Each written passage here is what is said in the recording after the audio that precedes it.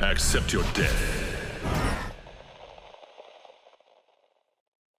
So we're getting close to, wow, actually, I believe today is the official first day of fall. Look how prepared I was for that right off the bat. First day of fall. This is one of my favorite times of years because, like, I think like everybody, it's like not too hot, not too cold. But I was reminded this morning of one of the things that I don't like about fall, and that's that, like, all the bugs are trying to find someplace warm to stay in the winter. Yeah. I went. And raking leaves and stuff. More yard work, and if you live in a place like me, which you do, so I don't know if this will like correlate, but it's usually definitely like pre-winter by October. So fall does not last very long, like a month if we're lucky. So I'm already cranky about it getting cold again. I feel like it just got warm. Yeah, I was saying that I was. It's been like super duper hot here for like the last 3 weeks, like unseasonably hot. Usually we have like 1 week of hot summer, and then it's like, okay, whatever. It's kind of nice weather, but no, it's like 3 weeks of like scorching hotness to the point where like it like actually got to like a normal level of warmth outside, and I was like kind of chilly outside. I was like, ooh, it's kind of cold. What's the temperature? I was like, oh, 10 degrees Celsius. That's actually not bad at all. It's hard to acclimate back down to the cooler level when it's, all the ups and downs, and that's how people get sick. Your body keeps trying to calibrate itself, and it was like, oh, fuck it. Yeah, here's that rhinovirus that's been sitting dormant, and the like whatever. I'm too tired. So yeah, I definitely hear that one. People all around me are getting sick already. I was coming in from bringing groceries in this morning, and in my carport there was a giant ass black widow just spinning this little egg sack, just going there, and I'm just like, nope. I got my fly swatter out right away. Like the big ones, like I can't step on. Like I can't do the crunch. The whole crunch kind of a thing. So what, you beat them to death with a fly swatter? I just smack it with a fly swatter. It makes me feel better. I think the slap of the fly swatter on the surface of whatever's in between, or like whatever's on the other side of the spider, is masking the sound of the crunch. So maybe if you clap your hands at the same time as you step on it, then you'll feel. Imagine seeing somebody do that, just like clapping their hands. I love that. You okay there, buddy? You look like you're doing like an old jig or something. You're like stomping your feet and clapping your hands. Like just need an old jug of moonshine with you, and you're good to go. Oh man! But where we usually go from here is to the comments. Oh yeah.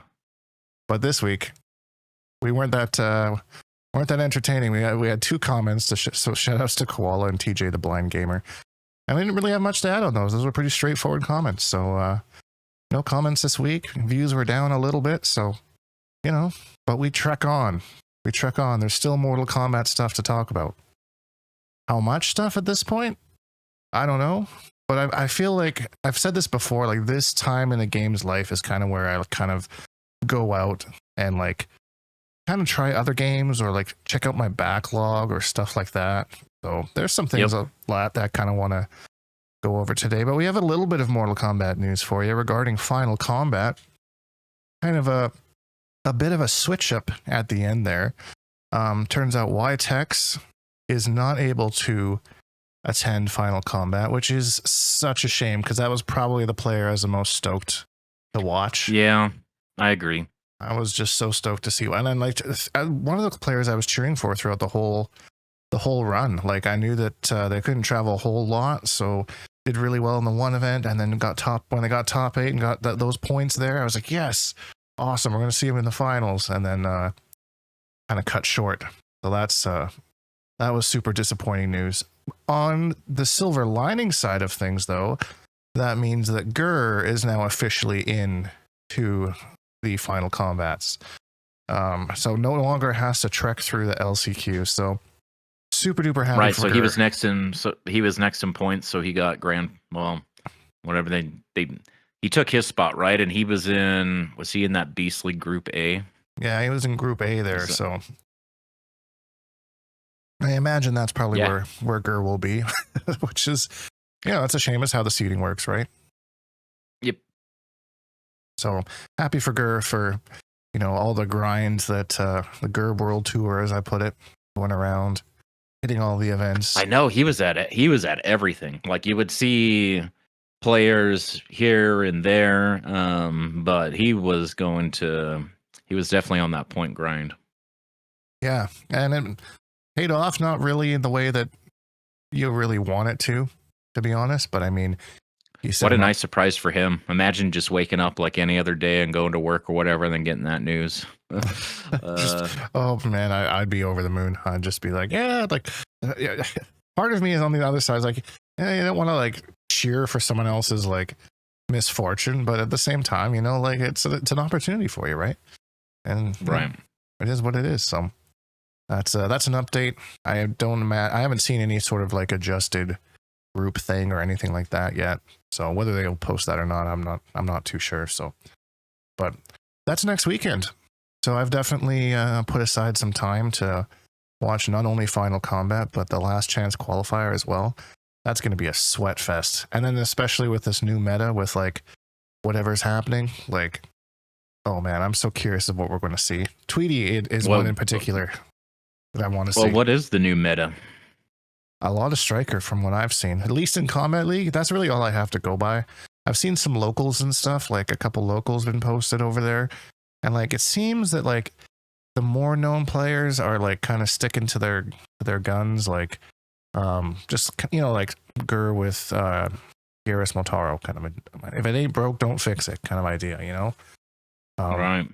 I'm curious to see the ones that tend to like bounce around a bit to see what they land on eventually. So I don't know. My guess would be Striker. Striker seems really strong right now. I played a couple in Combat League yesterday. Smoke Striker was one I played a few times. That's very infuriating. I think that Smoke is probably Quan Chi's worst matchup. Like a couple of dweebs, that team. Geez, Smoke's already like a total nerd. Put Striker in there, man. Yeah, that's a team. That's a team that gets pushed in lockers in high school. Yeah, that's a good way. That's a good way to word it. That's definitely what I wanted to do to them yesterday.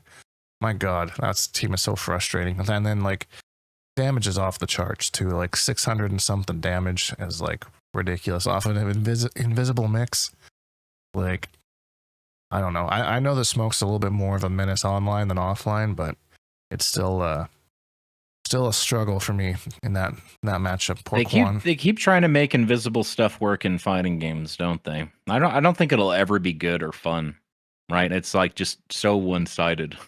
Totally. Even though, I mean, there can be counter. It's kind of like a read, right? It's like, well, every time they go invisible, they always do this, like sort of thing. So you throw out a button, and yep, there it is, or But man, that is. I feel like that's one of the more not fun sort of. They use it as part of the character balance, right? If they took that away from like Smoke and Reptile, they'd have to give them like something else. But man, that shit's annoying. Yeah, it's like I don't know who thought that was a good idea. I don't know is there other fighting games that use invisibility as well? I haven't. I can't think of any off the back, but I don't remember seeing it in Street Fighter. Maybe one of like the anime games has something in there that's kind of like that, but I don't know. Mortal Kombat's been doing it since couldn't Reptile do it in like MK2 or something?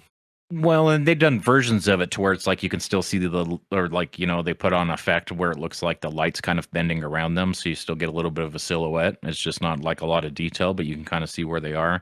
And you kind of can, right, by like what the camera's doing. Like the camera goes up, okay, they jumped. That's pretty obvious. Right. The screen just starts zooming out, okay, they're walking backwards. But it's pretty worthless even if you can just see that little bit of a silhouette. So I think that's why they went for like a true invisibility sort of thing. But even then, like, I don't know. I think Cyber Smoke had like something like that in MKX. Like you can use the move and you have the silhouette, or then you can use a bar for the move and then you get the full invisibility. Right. So, and then Reptile kind of slowly gets his in this game. He has to set it up at least, which is a little bit more than I guess Smoke does have to set his up too, but he just uses his enhanced armored smoke bomb and boom, there you go. And then there was that glitch for a while where like he could stay invisible for the entire round. That was the most obnoxious thing I've ever played against in my life. And like I don't remember how to trigger it, but the players knew how to do that because that was multiple times, and I was like, "You little fucker!" Oh my god! Just add that to like the list of woes about this game. Some of the funny business that's happened.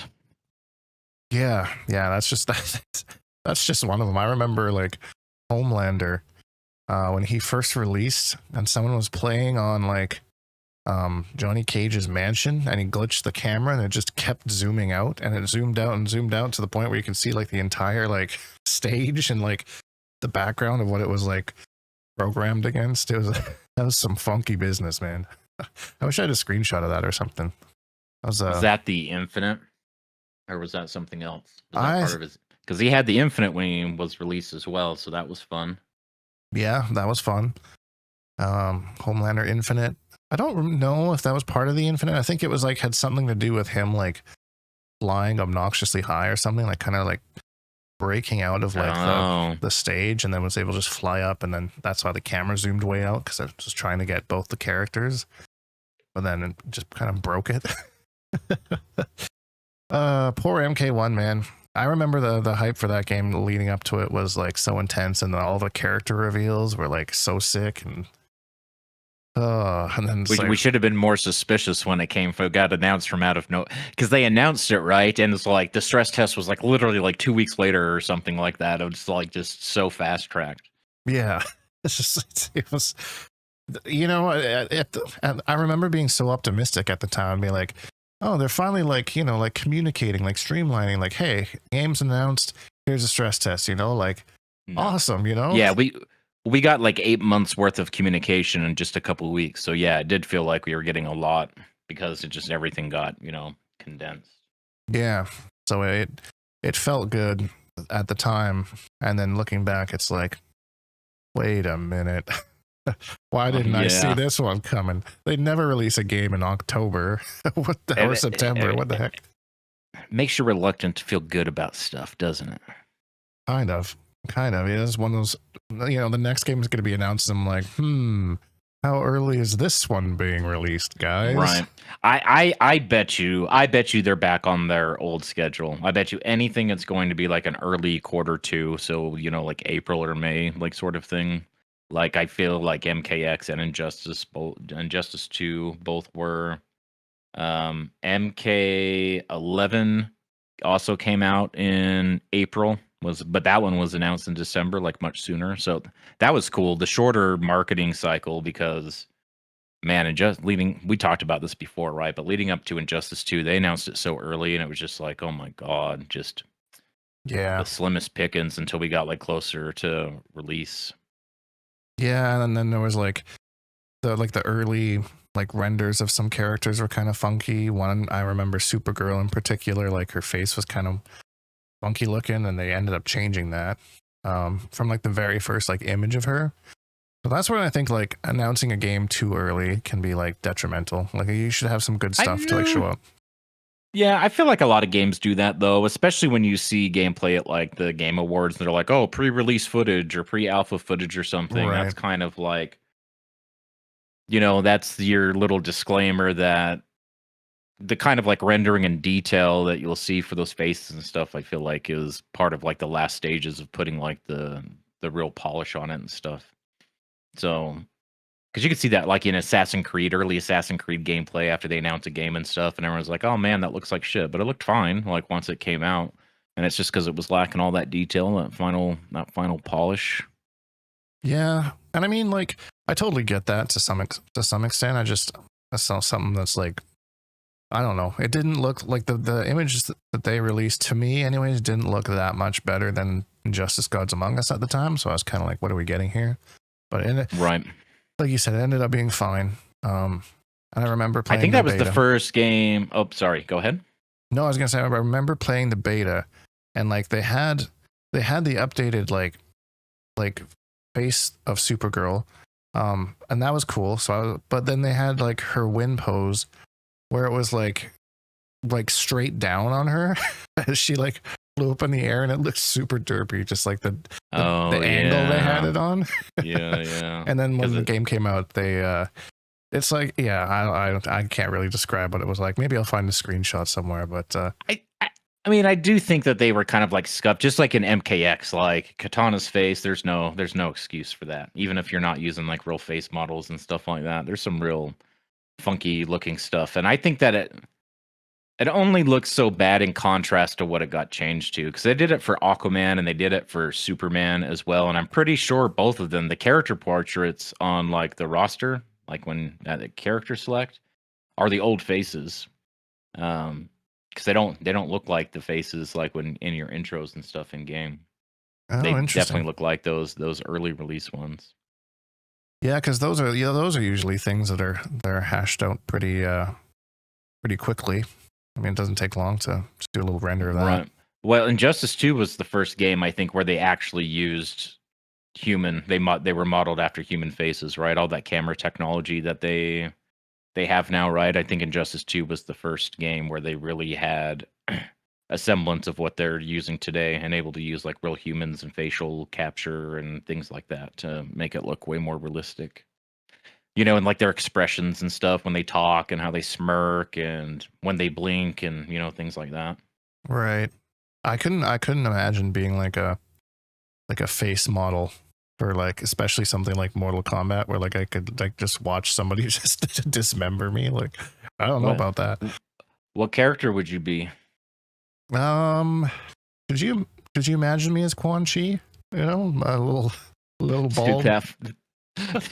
That would be awesome. Oh my god. Yeah.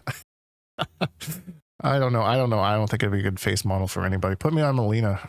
You know, give me the teeth. And some boobies. Yeah, and some boobies, maybe some heels. Yeah. Send me the market. You know, I'm your Melina. I think you'd make a good Kano. You know what? I don't hate that idea. To be honest, throw me on Kano. I'll lead the Black Dragon with my little laser eye. I don't. Or you can be Garrick or Jarek. You can be Jarek or man, who else? Like, you could be like Cobra or something, right? And then you just put you like in a little gi and give you a little blonde wig. Just a little jobber. You know, send you out there. Yeah. It'd be an interesting way to get those characters in the game. Kind of like how they did with throwing them in as a little Easter egg for Ghostface. I don't think they even really mentioned that those are the characters, but it's pretty obvious by the moves and that kind of stuff that they are. Right. Kira and Cobra. Kira and Cobra. Yeah, two disguises for Ghostface. I don't think I've ever, like, even once, like, I've messed around with Ghostface a little bit, but never like seriously. I don't think I've ever used like the Cobra version of it with like the Rekka and like the upward spinning wheel kick or whatever. Yep. Same. I don't even use the spinning wheel kick when I'm playing as Shujinko. That's because he steals that as well. But there's no point in using it when you have a way better launcher in the backstage pass. So I guess you could use it in a super specific way, or like maybe a certain character could use it, I guess. I don't know. That's it was a nice try for NRS, but I really don't see why you would want to use that over the other variation. So they thought that he needed something, right? And they did kind of like do that, and it seems like kind of like out of left field. It's a way to try to connect him to Mortal Kombat. I think it's so weird that Ghostface is affiliated with the Black Dragon clan for whatever reason. Probably they were thinking like, well, he uses a knife and Kano's got a big knife. What if he did this? And we could nod to these two Black Dragon things and characters at the same time. And one of the disguises is like pressure and cancel mix up. Like he gets the projectile, and the other one is not that. Even like he gets the little launcher and Rekka or whatever, because he's got the kick launcher, right? Yeah. But he doesn't need that. He's got so many ways to start his own combos. It's not like he needs that to launch unless, you know, I don't know, you start whipping out that shit on block and... Yeah, and I mean, he's got like his own overhead low mix. Like, I played some games with him just not even using the Cura steals or whatever, and he works just fine. He's got his own... Yeah, just none at all. Things. Yeah, I kind of wish he had something else. But despite all of that, I still think, and despite any sort of like net feelings about MK1 itself, I think Ghostface is undoubtedly, for me personally, the best guest character we've seen in any of the games, across any of the games.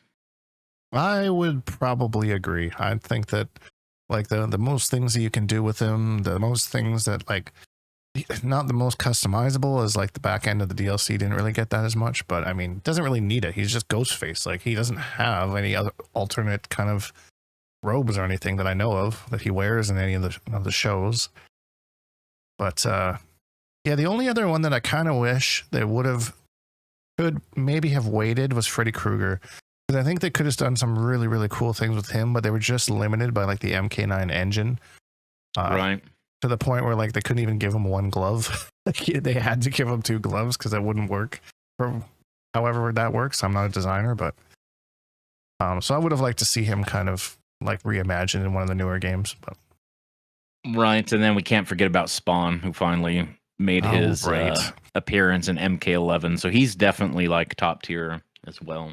I feel like we've had this guest character discussion a bit, and it's always prefaced by Ghostface and how cool we think he is. It's true. We always go on a ramble, you know. But I mean, it's always a hot topic because people love him and they hate him. You know, it's cool to have these characters in. Okay, what about bad guest characters from any NRS era game? What are the 3 guest characters you would take away? And you can't count Kratos.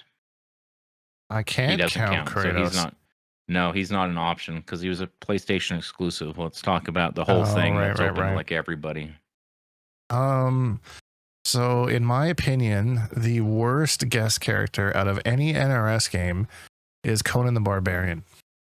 Just makes 0 sense.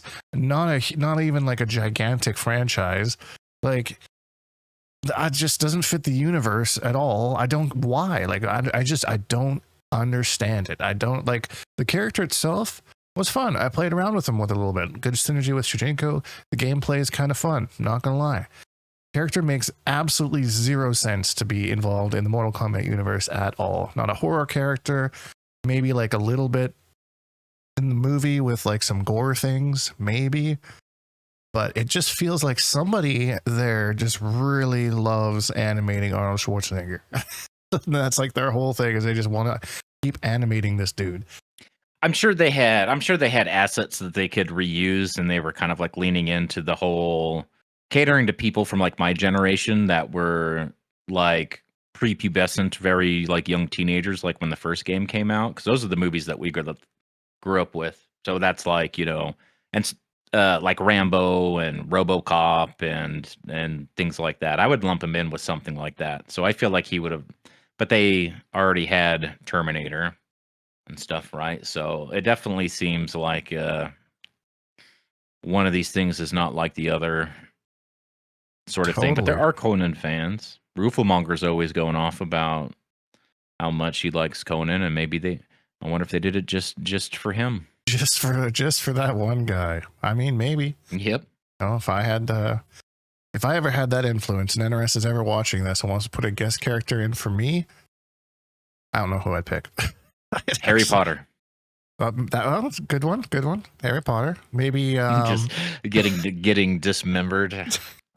What would his fatalities be?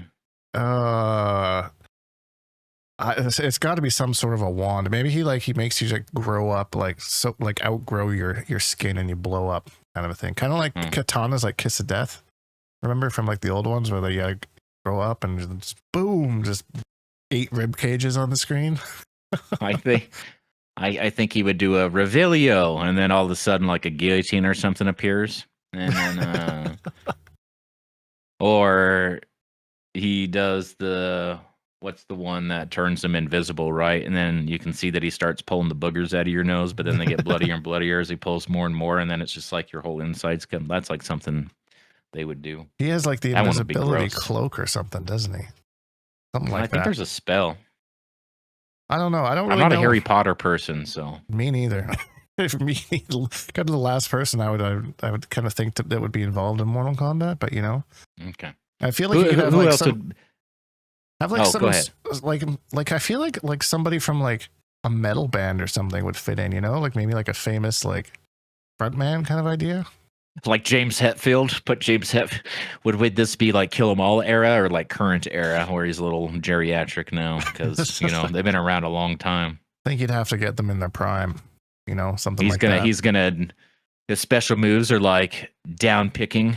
You know, he's out there with his guitar and he's. I suppose that's a good point. I don't know what kind of moves he would give to them outside of like something cheesy, like he throws like he plays his guitar and like these notes come and slice you or something. Like that. No, he like breaks a string and it flicks you in the face, and that's his combo starter.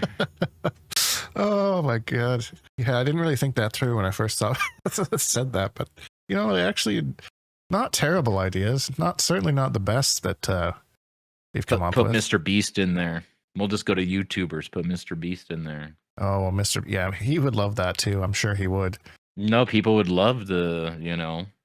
It would move units, that's for sure. Mr. Beast in Mortal Kombat. The in-game mechanics, right? People can take out all their aggression. Yeah, all your aggression. I do want to say on like the original question that we just kind of went off on of like worst guest characters. You mentioned, oh yeah, like two of them. Like I think RoboCop but probably both the Terminators equally are probably ones that I would say, like, I don't know, don't really belong. The reason that I don't have them as like the bottom tier is because I see what they were doing, like Terminator versus RoboCop.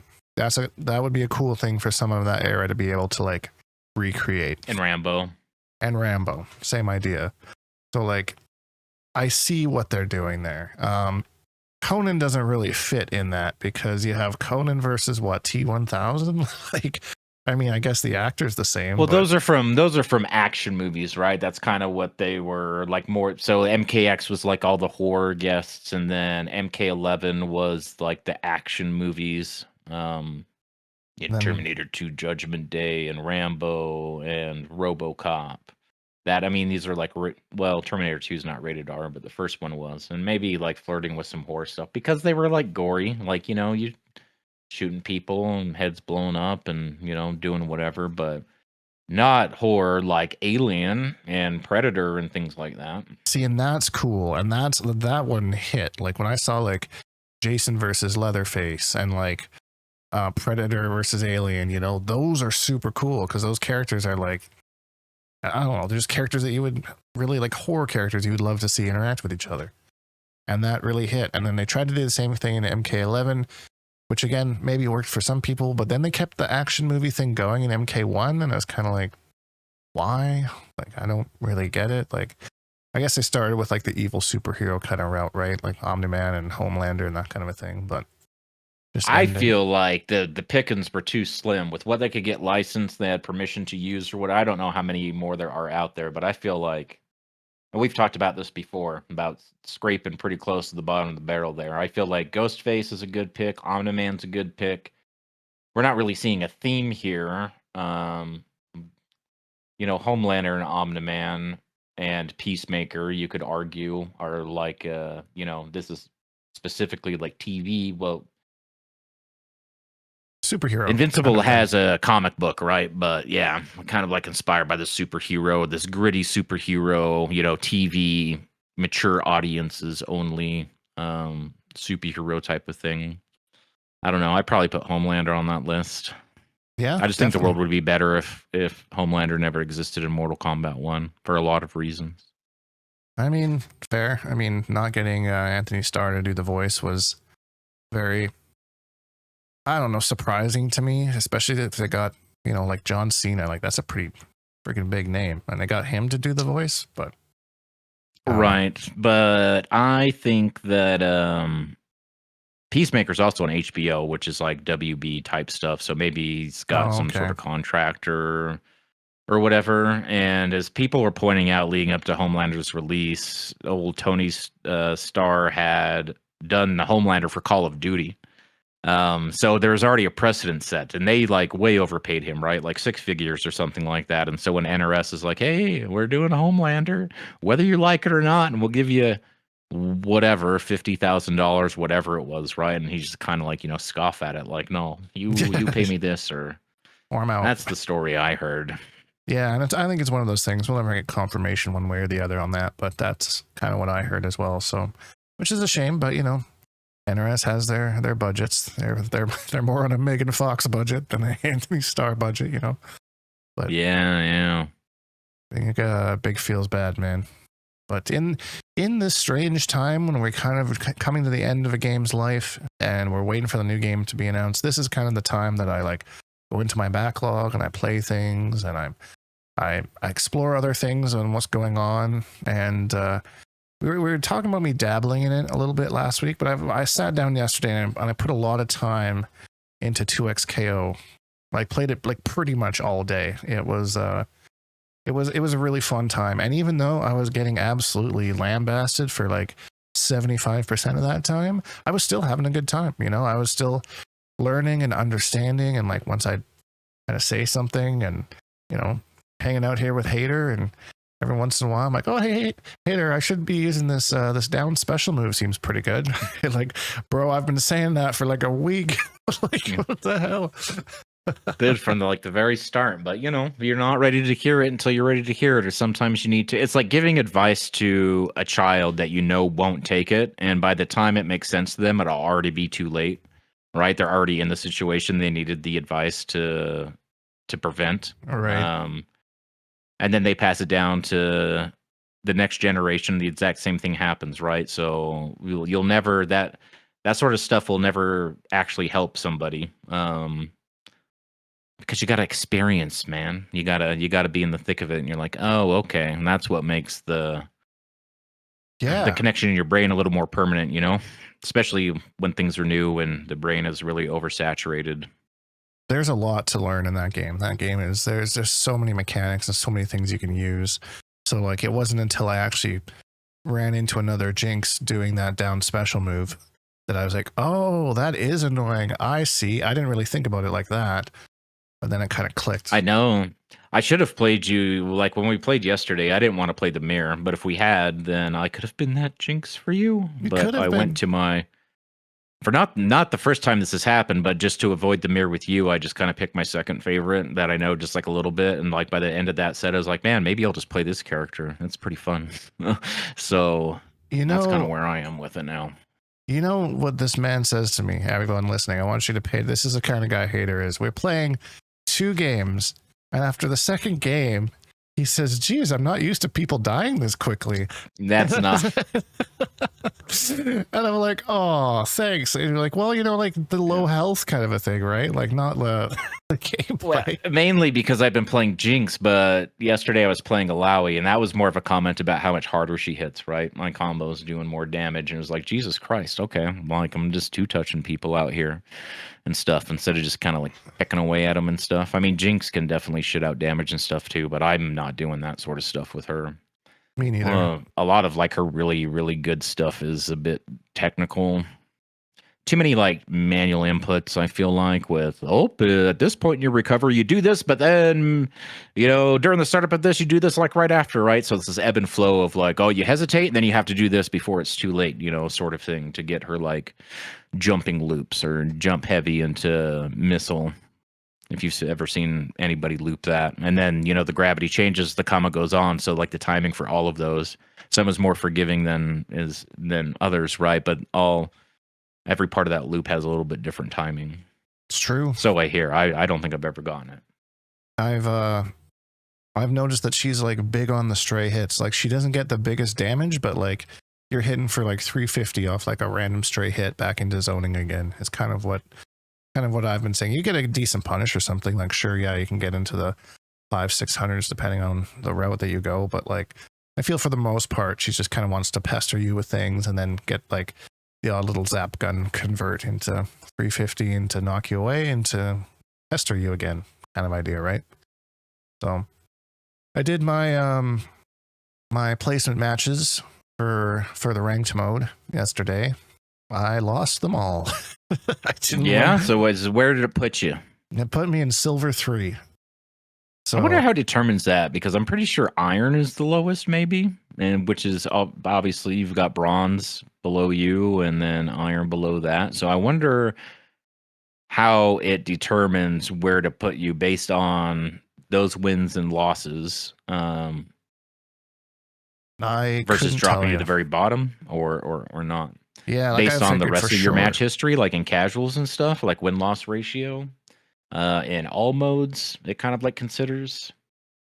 I mean, that doesn't make sense either because I've been getting bodied by everybody. So, But you've got W's, right? If you had just been getting bodied over and over and over again and losing 5 games when you do your placement, it might have put you in iron. But, you know, even if your win rate's like 30% or 35% or something, I'm sure it's at least that. You know, that counts for something. Maybe, I don't know. I just don't understand how it's calculating that. yeah, I haven't played any ranked at all, so. I thought that the silver 3 was too high when I put me in silver, and I was like, I don't know about that, but we'll see. I played one match and I won, and it ranked me into gold 1. So I mean, Oh, dang. that's my first ranked match that outside of my placement matches. So maybe that was fairly accurate. I don't know. I am not sure. I don't know if NRS will ever do something like that. You know, they'll have like those types of tiers. I think they're probably going to be pretty locked with their Combat League thing. But yeah, I hope to see a change there for. I think that's what people really wanted, but instead we got Combat League that has like the rewards and all that stuff kind of attached to it, and it's not like really a true. I mean, is it true ELO? Maybe it is. Don't know. I'm being honest. I did notice that my opponents are slightly different depending on the accounts that I have because they're linked. It seems to be, from what I figured out, it's linked to both your like your profile level and then your Combat League record. So I think between those two things kind of seem to match you up with somebody appropriate from what I've kind of gathered. You know, like especially when you're queuing up early or whatever and you run into these people that if they beat you, you can see they're going to get like 150 points, and if they lose to you, they're still going to get 30 points or whatever. Like, how does that work? Exactly. Yeah, I mean, the only tie that I've ever seen to that seems to be tier. Like, if you're combatant and you play like a demigod, it's going to probably level you up a whole tier, as opposed to other way around. Like, what's the benefit for this demigod person who's going to lose a bunch of points if they lose and gain like 2 points if they win? Like, I don't know. I would like to see a change in their rank system there for sure. Just something fresh, something a little bit different. And like a freaking Wi-Fi filter, please. Like, oh my God, they have like the most basic way of like, you know, you can decline this person. They're on wireless, but you can decline them. And then if you accept them, you see who they are, like kind of a thing. And it's like, filter them all out. Just let them play with each other. Let the wired people play, you know? Yeah, that's how Street Fighter works though too. So I'm kind of like, you know, used to it. You go, oh, there's a match. You hit the button and it pops up. Okay, it's a 3-bar wireless. Do you want to accept? No, I do not. You know, but I'm sitting in practice mode, right? I'm not just staring at the scenery, the background image, waiting. You know, 3 to 7. Like it depends. As you rank up and there's less people up there for them to match you with, and depending like what region you're in and stuff, like I've seen people trying to grind Elder God and just waiting like 10 minutes between matches. Yeah, that was me the other day. And you just forced to sit there. You can't even practice. Oh, I sure hope that they bring that back because they had that in MK11. I'm pretty sure you go into practice mode. No, could you? Didn't? I don't think so. I think NRS has always been that way. Maybe. The more I talk about it, the more I actually kind of want to like open up MK11 again and like just see what is going on in that game because like it feels like such a long time ago. There's so much I feel like I've forgotten about the game that like I really have no like interest in playing it anymore. But like I just want to see what kind of the things are like. What am I forgetting about that we were missing from MK1? You know, things like that. Well, like what you were talking about earlier, when you kind of get to this point of the current game to where you start exploring your back catalog and trying like other things, and that's like the point. So when we were at that point with Injustice 2, everyone was playing MKX again. And when we were at that point with, you know, MK11, everyone was playing Injustice again. But I feel like there's just so many options now. Just not just fighting games. There's lots of like good games, right? But when you think about fighting games, there's lots of options right now. I don't need to go back to MK11 because I want to play a fighting game and I want to spend some time, but I don't want to play the current game when I can just go fuck around on something else for a week or two and maybe it sticks. Yeah. That's true. Like if I'm thinking about it, you got like Tekken 8, you got Street Fighter 6, you've got Guilty Gear, who's still going on to like, it's still releasing like new content, new characters, and that game's been out forever. You got the 2XKO beta, which is probably going to be releasing publicly pretty soon here. That's just fighting games. Brand Blue, Fantasy Versus. Yeah, that's just fighting games. That's crazy.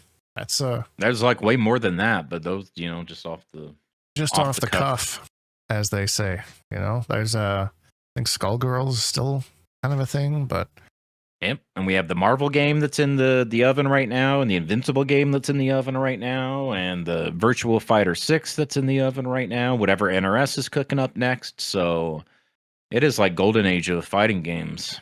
It is. There's just so much to think about. I think Virtua Fighter 5 Revo is coming out next week, I think.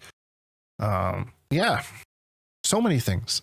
And I do want to briefly just mention a game that I'm super duper stoked on, that I even made a video on my channel about last week.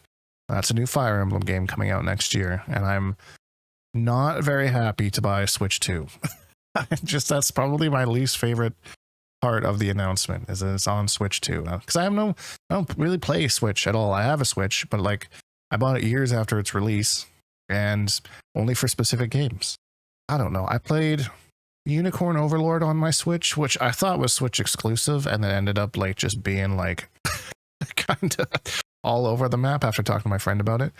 But yeah, and then there's I think I got Mario Maker when I went on vacation with my son. We went to Montreal or whatever. I remember playing that in the hotel room, just kill some time before bed kind of idea. But the new Fire Emblem game looks super cool. It appears to be like a sequel or a prequel.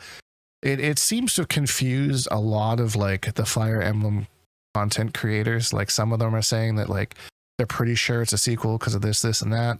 And then they'll make another video like, wait, hold on. You guys pointed out stuff that I missed. It actually looks like it might be a prequel to the game Three Houses, which I played. It's not a short game.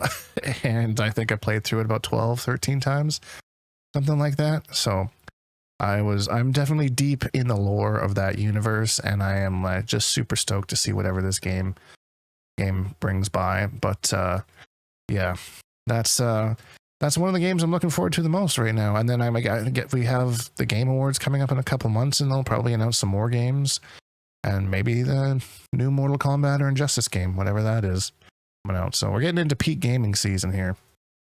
So that's been kind of what I've been looking forward to. Is there anything that you've been looking forward to, Hatyr, or any games you wanted to play? I know that you're kind of interested in that Silk Song game. I'm not sure if you even had intentions on playing it or trying it out or whatnot. I've been watching it. I've been living vicariously through others. Like most of the streamers I watch, that's like kind of like what they're playing right now, and I just have that up on the background while I'm working and stuff. So I'm not very good at those sorts of games. I don't really have the patience or pattern recognition and stuff like that to be very good at things like that. I don't really have anything on my radar. Oh, the new Vampire the Masquerade game comes out next month.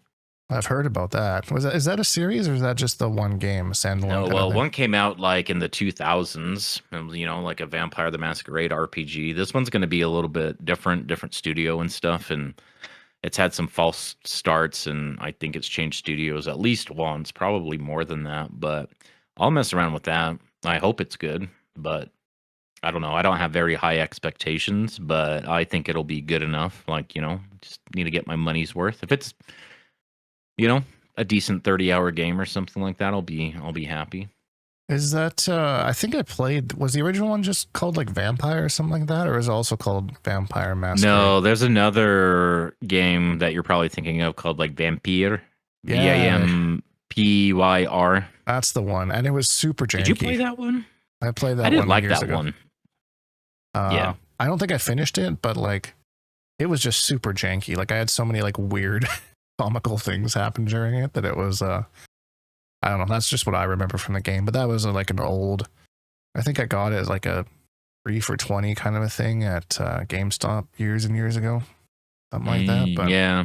I bought that on Steam like when it was on sale for like $5 or something, and even then I was like, man, that was too much money. I didn't really. I spent a couple hours playing it. I didn't really get into it much. Yeah, no, I don't. I literally remember nothing about. It kind of reminded me of like budget Bloodborne kind of idea. So I'm not really sure if that was. But I'm the same way as you when it comes to those like I've tried playing the Hollow Knight game and like I probably played it for like a good 8 hours, but I don't know. I'm just bad at those games, and I've nothing to do with the games. It's 100% to do with me. I'm just all the Souls games and all those kinds of things I went through, and I think I beat Bloodborne and Dark Souls 3, I think, like once. And that's like, I haven't, like Elden Ring, I've barely been able to break into. You know, Hollow Knight, I quit after I lost like 1,500 of my little rock thingies.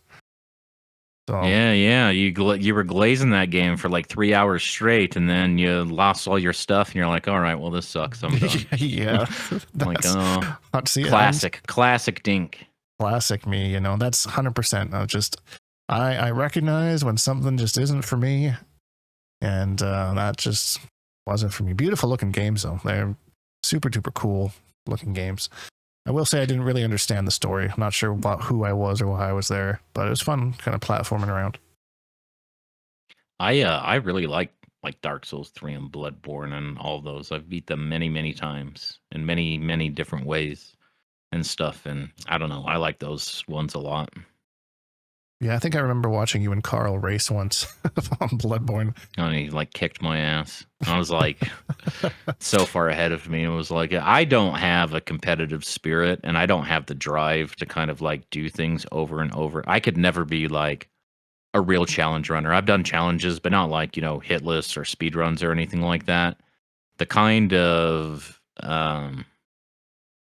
like routing and practice and save states and all that sort of stuff. That is definitely, I do not have the patience for that repetition. Yeah, I agree. I enjoy watching it. Like I enjoy watching people try and train for that kind of stuff and whatnot. You know, like I've watched many Bloodborne speed runs. You know, but doing it myself, no thanks. Not for me. Not for me. I'll never be one of those. I'll stick to my competitive as I get with Mortal Kombat.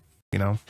Do the odd event here and there, throw my name in the hat online, and just mash around in ranked. That's about as competitive as I want to be these days, and I'm enjoying it. It's a peaceful life, you know, because I'm not like in the trenches to the point where like I'm practicing every day and I'm grinding all these things, but like I just have enough knowledge from playing NRS games and playing like fighting games in general that it's easier for me to fast track myself to a point where I'm like fairly competitive, where I can like hold my own. Like I've met a couple of the higher up players in Combat League, and I may not win every time, but I make them sweat, you know, I make them earn that win. So right, that's a good feeling, you know, to know that I'm not going to be winning Evo or anything, but I can hold my own.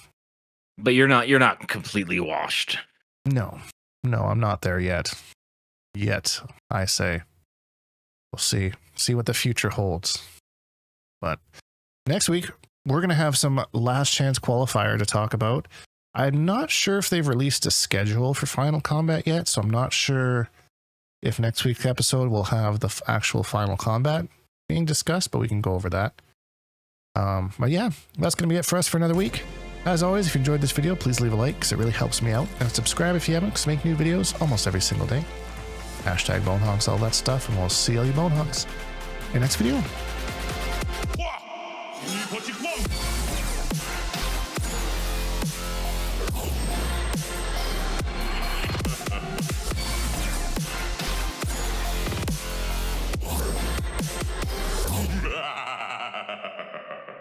Accept your death.